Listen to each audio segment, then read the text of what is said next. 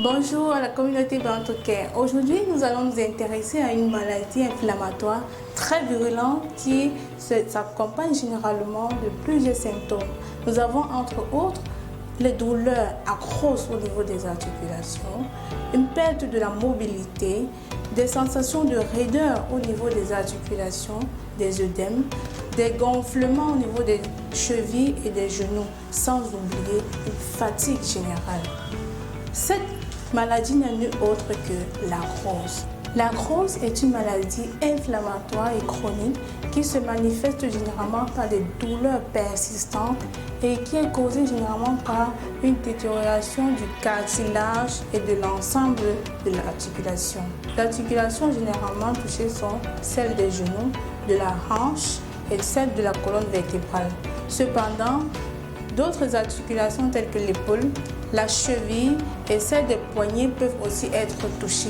Sachez qu'en cas d'arthrose, le cartilage s'use progressivement et perd ses qualités, notamment sa souplesse et son élasticité. Parlons à présent des causes de l'arthrose. Nous en distinguons plusieurs causes d'arthrose. En premier, nous avons les causes liées au travail. Certaines positions ou actions répétées fréquemment au cours d'un métier peuvent créer des petites lésions microscopiques qui fragilisent l'articulation. On peut observer ce cas de figure chez les personnes exerçant des métiers tels que la couture, le carrelage et la maçonnerie et plein d'autres métiers encore. En seconde position, nous avons l'obésité ou la surcharge pondérale. Ici, l'obésité est non seulement un facteur d'apparition de l'arthrose, mais aussi un facteur d'aggravation. Donc, réduire une surcharge pondérale vous fera du bien ou alors permettra de limiter les facteurs de risque de la maladie. En troisième position, nous avons la ménopause. Chez les femmes, l'arthrose apparaît généralement après la ménopause et ce phénomène est très lié aux hormones. En quatrième position, nous avons les facteurs héréditaires.